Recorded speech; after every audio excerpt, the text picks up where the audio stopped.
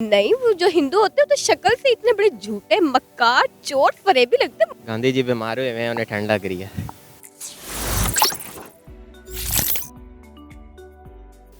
दे दी हमें आज़ादी बिना खड़क बिना ढाल, ए कायदे आज़म तेरा एहसान है एहसान। मैं हूं अमन की आशा और आज हम बात करेंगे हिंदुस्तान के कायदे आज़म की और पाकिस्तान के बापू के बारे में। तो आइए जानते हैं यहाँ पे आए हुए लोगों से और आप मुझे बताइएगा कमेंट सेक्शन में।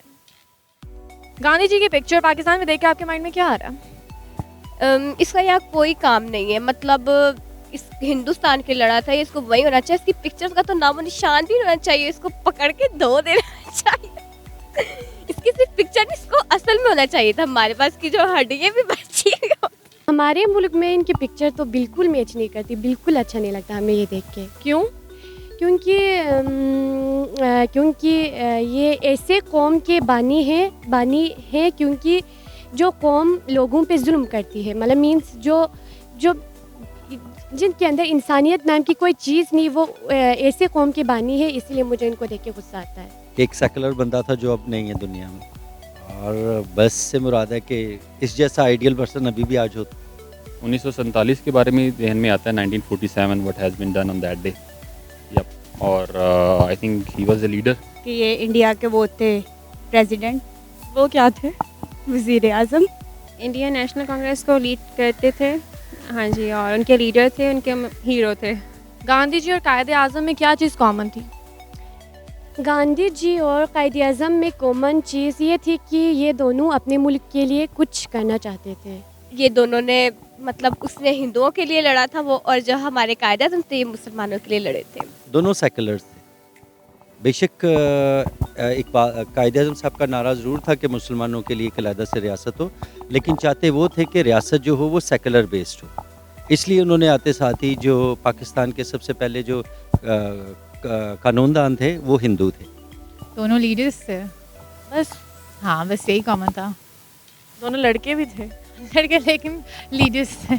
मैं एज ए लीडर ही लेता हूँ दोनों में, ठीक है। पॉजिटिव थिंग्स ही देखता हूँ कि दोनों में एक चीज़ थी कि लीडरशिप होनी चाहिए अपने राइट्स को जो है ना वो हाईलाइट करने के लिए, मे बी फॉर मुस्लिम्स और नॉन मुस्लिम व्हाटएवर, मतलब दोनों का काम एक ही था कि दोनों अपने मुल्क के लिए उन्होंने बहुत जद्दोजहद की, आज़ादी के लिए। दोनों लीडर थे और दोनों अपने मुल्क के लिए बस तो मेहनत करते थे और काम करते थे उनके मुल्क के भले के लिए और लोगों के भले के लिए। यही कि मतलब उस टाइम पाकिस्तान आज़ाद होने से पहले ये मतलब मुसलमानों के कायदे आज़म जो थे वो उनके मतलब जर्नल थे, और यहाँ पे मतलब हिंदूज़ के ये गांधी थे। दोनों लीडर थे और दोनों अपने मुल्क के लीडर थे बस। अगर कायदे आज़म हिंदू होते और गांधी साहब मुस्लिम होते तो क्या पाकिस्तान बना पाते?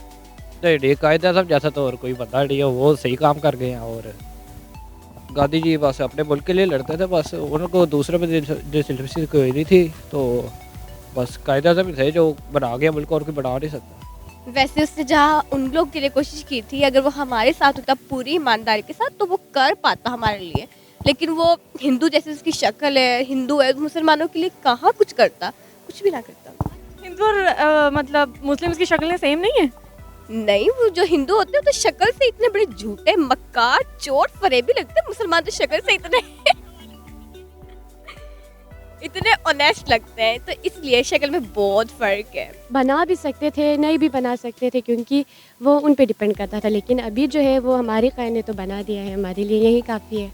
एक्चुअल में ये मसला रिलीजियस का नहीं है कि अगर वो हिंदू होते, या क्योंकि वो बेसिकली जैसे मैं आपसे अर्ज़ कर रहा हूँ, दोनों सेकुलर्स को सोच के मालिक थे, और दोनों ही मिस्टर थॉमस इन तीनों के टीचर थे, इलामा इकबाल साहब के, कायदे आज़म के और जिन्ना जी के, और ये ऑक्सफोर्ड यूनिवर्सिटी से अपनी एजुकेशन हासिल करते, इसलिए रिलीजन ज़्यादा अफेक्ट नहीं करता।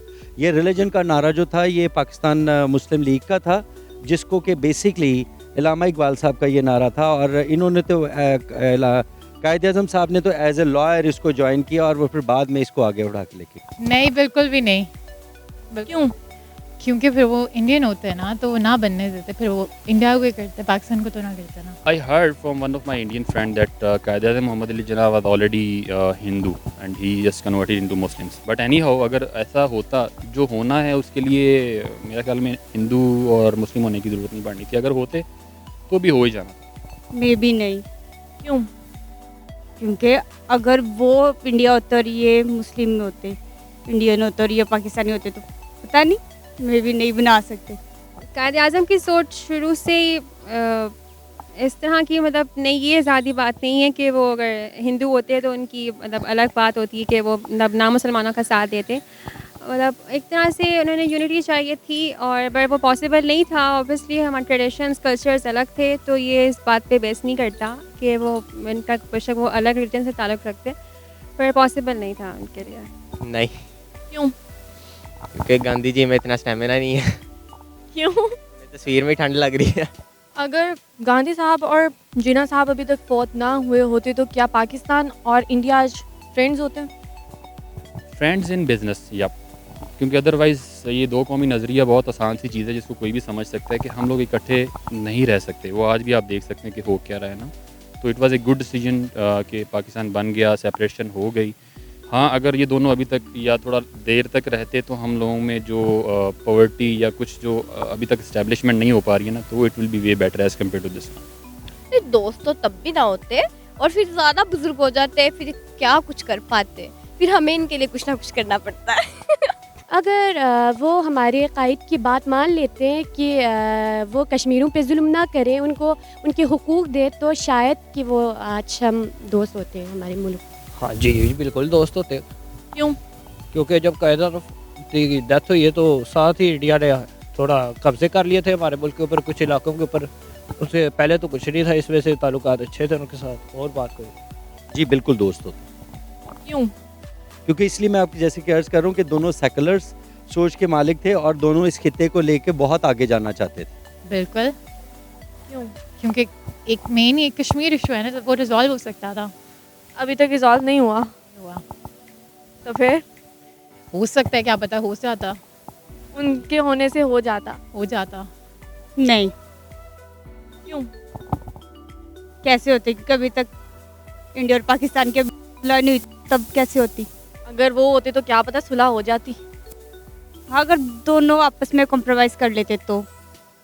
ज़िंदगी कॉम्प्रोमाइज़ से चलती है। जी हाँ, मुल्क भी चलते हैं कॉम्प्रोमाइज़ से। मुश्किल से ही। नहीं, क्यों? भी ना होते, अब भी नहीं है और तब भी ना होते। भी ना होते। कुछ तो चेंज होता। नहीं, मुस्लिम्स तो खैर अभी भी रह रहे हैं, ऐसी बात नहीं है। मतलब थोड़ी बहुत माइनॉरिटीज़ हैं वहाँ पे मुस्लिम्स की, लेकिन आपके सामने ये वहाँ जो उनका हाल होता है, इनको इतनी फ्रीडम नहीं है। तो एक अलग पूरा में कंट्री एक ऐसा मुस्लिम हमारे पास है, तो ये ज़्यादा बेनिफिट है हमारे लिए। मतलब मिल के रहना डजंट सीम्स गुड। नहीं, क्यों? दोनों बीमार होते इस टाइम। दोनों को क्यों? दोनों को ठंड लग रही थी इसलिए। हाँ जी, दोनों की ज़्यादा एज हो चुकी होती है और दोनों बीमार होते, बेड पे होते। अंग्रेज़ों को भगाने में सबसे ज़्यादा हाथ किसका था? गांधी जी का। क्यों? गांधी जी का इसलिए था क्योंकि साउथ अफ्रीका में उनको बस से उतार दिया गया। उसके बाद उन्होंने अहद किया था कि मैं यहाँ से फरंगियों को जो है, इन्होंने मुझे बस से साउथ अफ्रीका से उतारा, मैं इनको अपने मुल्क से निकाल दूंगा। अंग्रेज़ों को भगाने में सबसे ज़्यादा रोल तो मुसलमानों का था, क्योंकि जो हिंदू थे वो तो खुद उनके साथ मिलकर चाल चलते थे, लेकिन फिर अंग्रेज़ों ने भी हिंदुओं को ऐसा सबक सिखाया कि उनके ऊपर खुद ही हुकूमत करने की कोशिश की। लेकिन अब देख ले, आधे से ज़्यादा मुल्क में कौन है? अंग्रेज़ ही ज़्यादा रहते हैं। जहाँ पे इंडिया है, जहाँ पे अमेरिका है, यूएसए, चाइना, हर जगह मतलब ज़्यादातर अंग्रेज़ ही हैं, उनकी हुकूमत है। हिंदू भी है, लेकिन हिंदू वही गुर्बत में आधे आधे कपड़े पहने हुए होते हैं। मतलब कपड़े भी उनको पहनने के लिए पूरे नहीं, कोई सीधी हालत में है ही नहीं। यकीनन हमारे हमारे कायद मिल्लत कायद आज़म मोहम्मद अली जिन्ना का हाथ। क्यों? क्योंकि वो इंसानियत के लिए कुछ करना चाहते थे और अंग्रेज़ उस वक्त के अंग्रेज़ हमारे मुसलमानों पे जुल्म करते थे, इसलिए इन्होंने उन्हें भगाने में ज़्यादा रोल प्ले। कोर्स कायदे आज़म का। क्यों? पाकिस्तानी बनाना था और जो अंग्रेज़ वो पाकिस्तान बनने दे नहीं रहे थे। मैं अंग्रेज़ों को भगाने के लफ्ज़ की बजाय अगर कहें ना अपने राइट्स लेने की बात करें तो वही बात हो जाएगी, ऑटोमेटिकली वो बाहर चले जाएंगे। उसमें फिर बात वही आएगी कि दोनों ने ही अपनी अपनी जगह पे बहुत अच्छा काम किया, बट लॉजिकली देखा जाए तो कायद-ए-आज़म मोहम्मद अली जिन्ना ही वाज बेस्ट। कायद-ए-आज़म का आई थिंक। क्यों? क्योंकि वो हमें आज़ाद मुल्क चाहिए था, इसलिए। मुस्लिम्स का। क्यों? क्योंकि ब्रिटिश अगर रूल करता इंडिया के साथ रह के यहाँ पे, तो मैंने मुसलमानों को अल्टीमेटली दोबारा वही हाल होना था जो पहले हो रहा था उनके साथ, जिस वजह से करना पड़ा अलग अलग। तो ये पॉसिबल नहीं था और ये हो भी नहीं सकता था। अंग्रेज़ों को भगाने में सबसे ज़्यादा हाथ किसका था? मुसलमानों का और कायदे आज़म का। क्यों? क्योंकि पाकिस्तान बनना था इसलिए। मुसलमानों का था मेरे ख्याल से, क्योंकि इंडियन में तो जंग में भाग गए थे, तो मुसलमानों ने ज़्यादा उनका रोल था ज़्यादा जंग के अंदर और कायदे आज़म का।